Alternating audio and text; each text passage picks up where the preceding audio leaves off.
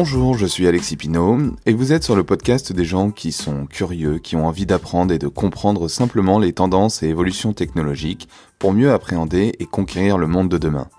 Retrouvez-moi sur Apple Podcast ou sur toute autre application de podcast et je vous souhaite une bonne écoute pour cet épisode. Bonjour à tous, c'est un plaisir de vous retrouver aujourd'hui. Aujourd'hui, on va parler de l'iPad et principalement de l'iPad Pro. Moi, ça fait 2 semaines maintenant que je l'utilise à 100%, j'utilise plus du tout mon Mac. Donc je vais vous expliquer pourquoi je trouve ça génial, mais je vais aussi vous donner les points faibles de l'iPad, et puis les points où je suis un petit peu plus mitigé. Et l'idée, c'est aussi de vous présenter le nouvel OS de l'iPad, qui est iPadOS, qui a été présenté à la WWDC 2019. Donc comme je le disais, moi ça fait maintenant 2, bientôt 3 semaines que j'utilise à 100% mon iPad plutôt que mon Mac. Ce que je trouve génial, c'est évidemment pour tout ce qui est prise de notes, dessin, retouche photo et étonnamment aussi le montage vidéo. Les 2 dernières vidéos, là quand ce podcast sort, les 2 dernières vidéos sur la Google Home et sur les stages sont des vidéos montées 100% sur l'iPad Pro. J'ai pas utilisé une seule fois mon ordinateur pour le faire, donc si vous voulez les voir, c'est sur ma chaîne YouTube. Alors pourquoi c'est plus simple de faire ça avec le doigt ou avec son stylet, parce que pour le coup c'est plus facile avec le stylet, et ben tout simplement c'est que c'est plus naturel, c'est plus intuitif qu'une souris qui est projetée sur un écran et le geste qu'on va faire sur la table, ça se reproduit sur l'écran. Là pour le coup on écrit directement sur l'écran comme sur une feuille de papier, en fait c'est ça, c'est la même sensation. L'iPad a tellement monté en gamme et évolué qu'aujourd'hui on a quasiment la sensation d'écrire sur du papier quand on penche le stylet, quand on écrit un peu plus fort, etc. Et ben on a vraiment les mêmes choses qui se passent sur l'iPad que sur une feuille de papier, quoi. Donc évidemment la prise de notes c'est quelque chose qui est incroyable. Pareil pour retoucher ses photos, on est beaucoup plus précis à quel endroit on veut retoucher, etc. Et il y a aussi une fonction qui est assez utile sur l'iPad, c'est le multitâche, c'est-à-dire que on a la possibilité d'avoir 2 applications qui tournent l'une à côté de l'autre et de transférer des fichiers, etc. Juste par un glisser-déposer d'une application à l'autre. Alors c'est possible aussi sur Mac, on peut très bien mettre 2 fenêtres, mais là, il faut savoir que les 2 fenêtres sont vraiment... Enfin, comment dire, il n'y en a pas une qui est devant l'autre, c'est vraiment du multitâche, on est sur 2 tâches en même temps et on peut travailler sur les 2 en même temps. Mais ce multitâche n'est pas parfait et du coup on va en reparler juste après. Ce que je trouve vraiment fort sur l'iPad, c'est que tout fonctionne par application. Alors ça fonctionne aussi certaines choses sur Internet directement, mais j'ai envie de dire les 3/4 des choses qu'on fait, on a une application pour le faire. Mon podcast, j'ai une application pour enregistrer le podcast. Mes notes, j'ai une application pour mes notes. Les liens traqués, j'ai une application pour les liens traqués. Je sais pas, installer des polices, et ben c'est une application pour installer les polices. Et en fait, ça me permet tout simplement de pas avoir 2000 onglets d'ouvert dans Google Chrome ou autre, parce que c'est ce qui se passait sur mon Mac, c'est que j'avais assez peu de logiciels d'installer, enfin j'en avais quelques-uns, mais un pour la vidéo, des choses très complexes. Mais sinon pour les autres tâches, les 3/4 en fait c'était sur des sites web, et pour le coup j'avais beaucoup d'onglets ouverts, et c'était pas forcément très pratique de s'y retrouver, alors que par application pour le coup c'est beaucoup plus simple, beaucoup mieux organisé. Je vous disais, la prise de notes c'est génial. Moi aujourd'hui j'utilise plus de papier. Même le papier qu'on m'envoie, je le scanne, je le mets sur l'iPad. Donc vraiment, j'ai plus du tout l'utilisation du papier. Donc je vais pouvoir ranger mon bureau et mon bureau restera rangé parce que j'aurai pas toutes les 30 secondes sorti un nouveau papier pour noter une idée ou autre. Au niveau de la productivité, je suis aussi productif sur un Mac que sur un iPad. Parce qu'aujourd'hui, l'iPad, tu peux quasiment tout faire. On va voir notamment avec iOS 13 que c'est devenu un ordinateur... c'est pas devenu un ordinateur, mais en tout cas les fonctionnalités sont les mêmes qu'un ordinateur, donc tu vas pouvoir faire autant de choses. L'avantage, je trouve, sur un iPad, c'est que, comme je le disais, t'es plus organisé, donc t'es plus productif. En fait, c'est moins le bazar. Sur ton Mac, c'est plus rangé, ça fonctionne par application, etc. Et pour le coup, pour quelqu'un de très bordélique comme moi, c'est vraiment utile de travailler avec l'iPad Pro. Autre avantage de l'iPad Pro, alors je sais pas si c'est vraiment un avantage, mais comme je suis souvent sur mon iPad, j'utilise de moins en moins mon téléphone.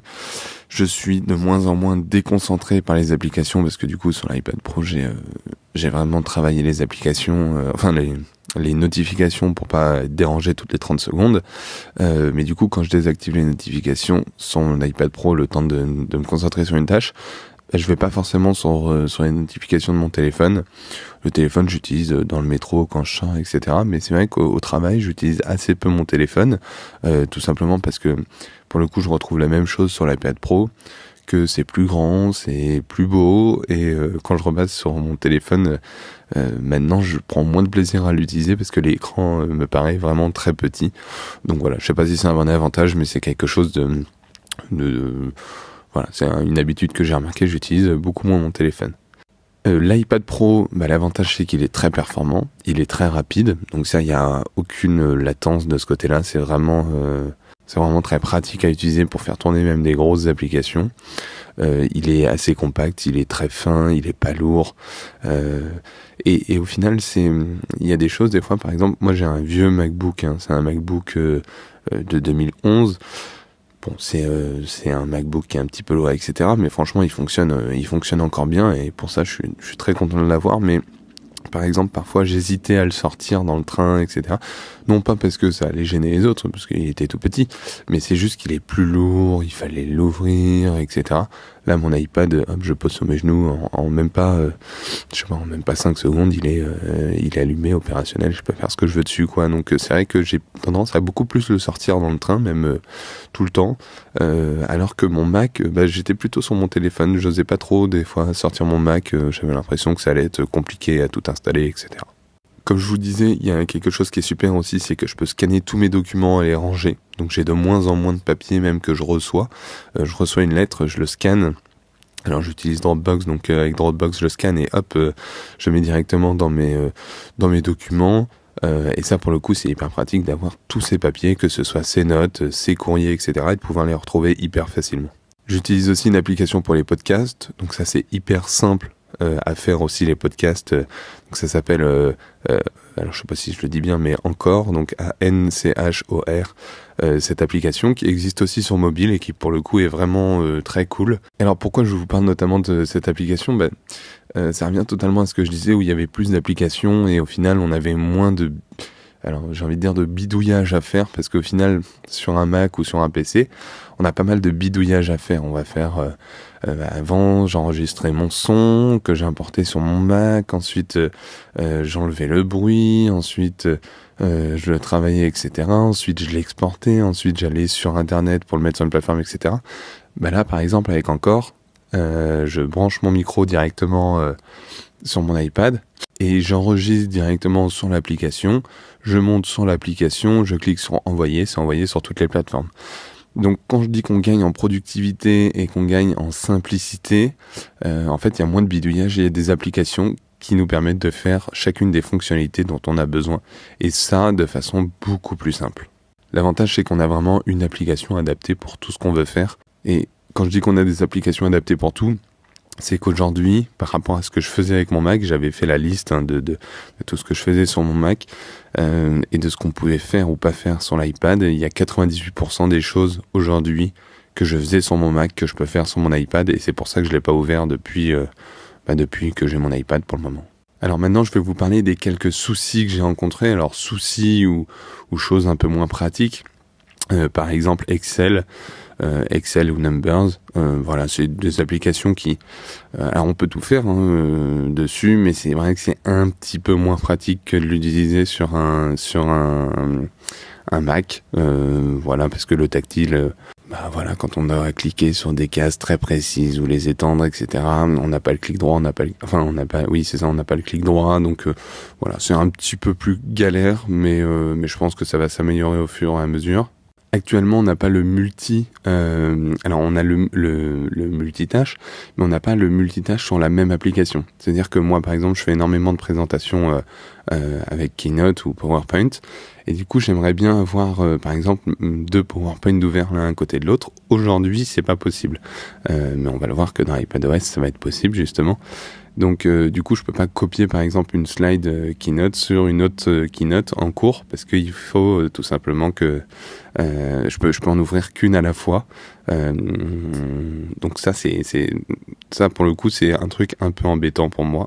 Tout ce qui est stockage externe, c'est-à-dire USB, etc., c'est pour le moment pas fou. C'est-à-dire que si j'ai une clé USB sur laquelle il y a des photos, quand je la branche sur mon iPad, ça m'ouvre directement photo et ça me propose d'importer les photos. Mais j'ai pas un gestionnaire de fichiers dans fichiers justement qui me permet de regarder tout ce que j'ai sur ma clé USB. Par exemple, du son, je peux pas l'importer. Il y a quelques applications encore qui sont pas développées sur l'iPad. Alors je sais pas ce qu'ils attendent, franchement. Mais par exemple Instagram, WhatsApp, Photoshop, pour l'instant on en a une version très basique, mais moi j'ai besoin d'une version un peu plus complète. Donc voilà, il y a certaines applications qui vont arriver, j'espère, mais qui pour l'instant ne sont pas là, qui sont un peu indispensables pour moi, et ça c'est un petit peu embêtant. Il y a l'application raccourci qui permet de on va dire, se créer des applications, ou en tout cas automatiser certaines tâches, mais bon, elle fait pas tout. Par exemple, elle peut pas vous simuler un Instagram, par contre elle me permet de télécharger des vidéos YouTube ou de faire des choses comme ça, quoi. Autre point faible que j'ai repéré dans l'utilisation de mon iPad, on peut brancher son iPad sur un autre écran, mais en fait, le problème c'est que comme on n'a pas de souris, l'autre écran on peut pas naviguer dessus. Donc en fait, c'est un effet miroir de l'autre écran, qui se passe. C'est pas la folie. Mais je sais même pas comment il pourrait corriger ça. Donc ça c'est un petit peu un détail de ma part. La problématique, comme je vous disais, c'est que on peut pas trop bidouiller, on est bridé par l'OS. Alors, ça a beaucoup d'avantages, comme je disais, notamment sur la productivité et autres. Après, pour tout ce qui est code, par exemple, l'autre jour, j'avais besoin d'aller voir le code d'un site, etc. Les applications qui existent pour faire ça sont pas folles, donc c'est un petit peu compliqué. En gros, si vous êtes quelqu'un qui dev ou qui fait du code, n'achetez pas un iPad, c'est pas pour vous. Et dernier petit point que j'ai noté, c'est tout simplement que pour installer des polices, c'est faisable aujourd'hui sur l'iPad. On peut installer des polices, mais c'est assez compliqué, c'est pas le plus fou. Donc voilà pour les quelques points négatifs. Alors, vous avez vu que je vous ai donné des points positifs et des points négatifs. Au final, on va voir qu'il y a beaucoup de points négatifs qui vont être corrigés, notamment avec iPadOS. Et les points positifs, pour le coup, certains ne sont pas faisables avec un Mac. Donc c'est aussi pour ça qu'aujourd'hui, je suis vraiment content d'avoir un iPad. Là où je suis mitigé, il y a donc un point où je suis un peu mitigé. C'est comme je disais, donc j'en ai déjà parlé dans les points positifs et négatifs, mais on est en fait bridé par l'OS. Donc au final, ça permet d'être plus productif, donc ça c'est vraiment cool. Une application par fonctionnalité, etc. Ça c'est vraiment vraiment cool. En revanche, on peut moins bidouiller, et du coup, quand on a un truc vraiment très spécifique à faire, parfois c'est pas possible. Et donc, comme je vous le disais, il y a la WWDC 2019 où Apple a présenté donc plusieurs choses. Ils ont présenté un nouveau Mac, un nouveau iPod Touch. Ils ont présenté iOS 13 qui va être pour mobile. Ils ont présenté du coup iPadOS 13. Donc ça c'est vraiment cool. En fait, si vous voulez, pour faire simple, on a donc macOS qui est le Mac, qui est l'OS pour Mac. On a iOS qui est l'OS pour téléphone et qui aujourd'hui était aussi sur iPad. Et aujourd'hui, ils ont fait donc iPadOS. Donc ça permet vraiment de considérer l'iPad comme un produit à part entière et pas juste un grand téléphone. Parce que c'est aussi pour ça que les gens ne l'achetaient pas, c'est qu'ils considéraient que c'était une sorte de grand téléphone. Donc ça montre quelque chose quand même, ça montre que Apple croit beaucoup en l'iPad, en tout cas bien plus qu'avant. Moi j'avais jamais vraiment sauté le pas justement parce que je voyais pas trop l'intérêt de l'iPad. Et je pense que ça va changer le marché parce que on a vraiment la reconnaissance de l'iPad en tant que vrai produit à part entière qui a ses fonctionnalités, qui sert pour un certain type de clients qui ont certains besoins. Et pour le coup, je suis totalement d'accord avec eux. Moi, ça me correspond très bien. Je sais que j'ai des amis qui sont devs, à qui ça correspondrait pas du tout et qui sont bien mieux sur un Mac, par exemple. Donc, à chacun son outil pour ses utilisations. Mais pour le coup, moi, ça me permet de faire plus de choses avec un Mac et j'en suis très content. Donc iPadOS, ça va permettre notamment de rectifier certaines problématiques que j'ai rencontrées, à savoir par exemple le support des clés USB ou autre stockage disque dur, etc. sur l'iPad Pro. Donc avant, comme je vous disais, par exemple, on branchait sa clé, ça nous ouvrait uniquement photo pour pouvoir mettre les dernières photos qu'on avait prises qu'on avait mises sur cette clé USB. Aujourd'hui, on va avoir, comme sur un Mac au final, on va pouvoir cliquer sur sa clé USB et voir tous les fichiers qui ont dedans et puis les glisser, déposer ailleurs.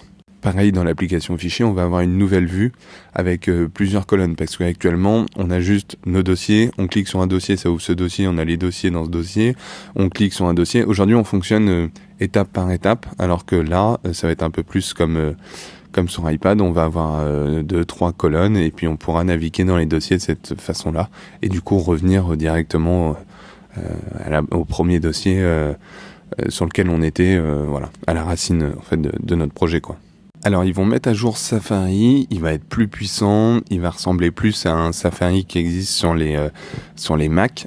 Donc je sais pas encore si on va pouvoir inspecter le code, etc. Mais en tout cas ça va ressembler plus à ça, parce qu'aujourd'hui on avait une sorte de Safari iPhone qui franchement était pas ouf. Et du coup, comme on sera dans un système un peu plus ordinateur, on pourra aussi télécharger, parce qu'aujourd'hui c'était un peu compliqué pour télécharger des fichiers depuis par exemple WeTransfer ou autre. Là ça va être beaucoup plus simple, on va pouvoir vraiment télécharger des fichiers. On va avoir une barre d'outils, on va pouvoir enregistrer en favoris, on va pouvoir travailler en split view, donc c'est-à-dire avoir deux écrans de la même application, donc la Safari. On va pouvoir téléverser des photos. Enfin voilà, il y a quand même beaucoup de choses qui vont évoluer sur Safari et ça c'est vraiment cool. Comme il va y avoir aussi le multi-fenêtrage, donc comme je vous le disais, actuellement je peux utiliser, par exemple, je peux regarder qu'une seule keynote en même temps. Là je vais pouvoir ouvrir 2, 3, 4 keynotes si j'ai envie, et pouvoir téléverser des fichiers de l'un ou de l'autre. Donc une même application va pouvoir avoir plusieurs fenêtres d'ouvertes et ça c'est vraiment cool. C'était le truc vraiment qui manquait, je trouve, sur l'iPad. Sur Excel, on va pouvoir importer des données depuis une image. Par exemple, je fais une capture d'écran, je sais pas, d'un RIB.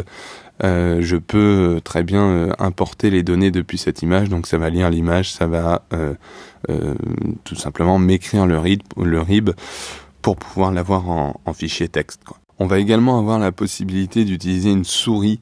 Alors ça, c'est pas le truc que j'attendais le plus. Peut-être que je vais le tester, voir ce que ça donne. Peut-être même que je vais l'utiliser, on verra. Après, là, on n'est pas dans un délire ordinateur non plus, hein. Le tactile, c'est vraiment très pratique. Comme le disait Jérôme de Naotech, qui est une chaîne YouTube et qui a aussi un podcast si vous voulez aller voir, il avait prédit que ce serait dans accessibilité. C'est-à-dire que c'est une fonction d'accessibilité que vous pouvez mettre en plus, mais vous n'êtes pas obligé. Pour le coup, je suis plutôt d'accord avec eux.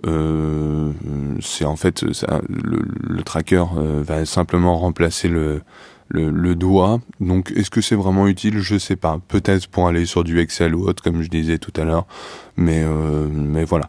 Donc, en tout cas, on va pouvoir utiliser une souris, que ce soit en Bluetooth ou en filaire, sur l'iPad Pro. On verra ce que ça donne. J'ai vraiment envie de tester. Autre chose qui est assez cool et qui montre bien que l'iPad n'est pas un ordinateur, mais c'est vraiment un objet complémentaire ou un objet à part entière, c'est que on va pouvoir faire travailler un Mac et un iPad ensemble. C'est-à-dire que par exemple, si vous êtes sur Photoshop, vous pouvez très bien afficher sur l'ordinateur, sur votre Mac, la photo en grand, et puis la retoucher sur iPad. Donc les deux vont être compatibles et on va pouvoir utiliser en fait l'iPad un peu comme une tablette graphique et utiliser son Mac comme second écran ou l'inverse, etc. Donc ça, c'est ce qu'on appelle Sidecar.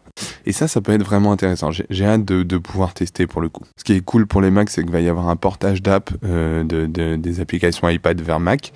Donc les gens qui vont vouloir développer une application iPad, ils vont aussi pouvoir la développer en même temps pour Mac.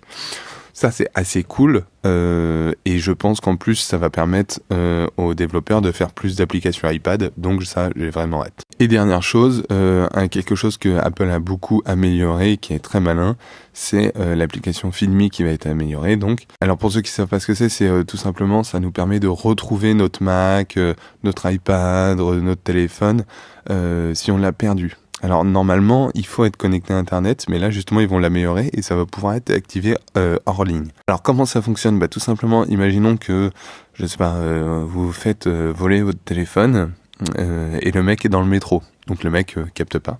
Et il l'éteint le téléphone, donc du coup ça capte pas. Et bien du coup, ce qui va pouvoir se passer, c'est que les autres téléphones Apple autour vont émettre des signaux, et à partir du moment où vous cherchez votre téléphone, c'est via un protocole sécurisé, donc ça peut pas être craqué, il va vous dire, le téléphone de machin a indiqué qu'il était juste à côté, etc. Et donc du coup, ils vont faire une sorte de triangulation, ils vont pouvoir vous donner quand même l'emplacement de votre téléphone, même s'il n'est pas connecté, lui, à Internet. Donc ça, je pense que ça va faire plaisir à pas mal de gens, notamment ceux qui se font voler leurs produits Apple. À côté de ça, on a plusieurs petits détails. La jauge de volume qui va être plus discrète. On va pouvoir connecter des manettes PS4 et Xbox. On a une sorte de Google Street View de Apple sur plan qui va s'appeler Look Around. On a une application de photos qui va être modifiée, donc avec une nouvelle présentation. On va pouvoir trier par mois, par jour, etc. Sur Mail, on va pouvoir formater le texte avec des polices différentes, etc. On va également avoir le mode sombre. Alors pour certains, c'est une vraie révolution. Pour moi, c'est... on verra ce que ça donne. Je sais même pas si je vais l'utiliser. On va pouvoir télécharger des applications lourdes illimité en 4G, c'est-à-dire qu'avant, quand c'était une application de plus de 100 MO, je crois, tout simplement, ça vous disait qu'il faut être connecté au Wi-Fi. Là, vous pouvez le faire en 4G. Et dernière chose, on va avoir un ou deux claviers flottants par application. On l'aura plus forcément en bas. Ça, pareil, je sais pas si vraiment je vais l'utiliser. Ma seule déception, c'est qu'aujourd'hui, on n'a pas encore le mode multi-utilisateur sur iPad, c'est-à-dire qu'il n'y a qu'un utilisateur qui peut utiliser l'iPad. Donc bon, c'est pas la folie, mais on verra ce que ça donne par la suite. Au niveau des iPads compatibles, donc iPadOS 13, on pourra l'installer sur iPad mini 4, iPad mini 5e génération, l'iPad Air 2, l'iPad Air 3, l'iPad 5e génération et 6e génération, et sur l'ensemble des iPad Pro. Pour terminer ce podcast, moi j'ai envie de vous dire que l'iPad sera jamais un ordinateur. L'iPad, c'est l'iPad, mais on peut faire 90% des fonctionnalités que les gens utilisent en fait au quotidien sur un ordinateur. Donc simplement, je pense que l'iPad, pour certaines personnes, c'est mieux qu'un ordinateur, et je pense que pour certaines personnes, l'ordinateur est mieux. Et je pense aussi que c'est ce qu'a pas compris Microsoft avec sa surface, etc. Parce qu'au final, ça leur fait une gamme vraiment grande de tablettes, d'ordi, etc. Chez Apple, c'est assez simple. On a les MacBooks, qui sont destinés aux persos, les MacBook Pro qui sont destinés aux pros, les iPads qui sont soit destinés aux graphistes, soit aux gens qui ont vraiment des fonctionnalités iPad, comme moi par exemple, c'est ce que j'ai quoi. Donc renseignez-vous sur l'iPad, ça a beaucoup changé, beaucoup changé par rapport aux premiers iPads. L'iPad Pro est vraiment exceptionnel, est vraiment puissant, etc. Si vous avez des questions, n'hésitez pas à m'en poser, je vous répondrai. Si ça vous intéresse, j'ai fait une nouvelle vidéo sur la Google Home sur ma chaîne YouTube, donc toutes les infos sont en description, n'hésitez pas à aller la voir. On n'a pas de questions cette semaine, je vous rappelle que vous pouvez aller sur mon Instagram, m'écrire soit en message privé, soit dans les stories à la une. Vous cliquez, il y a une story podcast, question podcast. Vous pouvez m'écrire une question là-dessus, et puis si il y a une question, du coup j'y réponds dans le podcast de la semaine prochaine. Je vous remercie beaucoup d'avoir écouté. N'hésitez pas à vous abonner à ce podcast si vous a intéressé. N'hésitez pas également à laisser un avis parce que moi c'est ce qui m'aide à faire remonter le podcast et du coup avoir de plus en plus de gens qui m'écoutent et du coup qui me motivent à sortir d'autres podcasts, j'espère plus intéressants les uns que les autres. En tout cas, je vous remercie beaucoup de m'avoir écouté. Je vous dis à très bientôt. Ciao.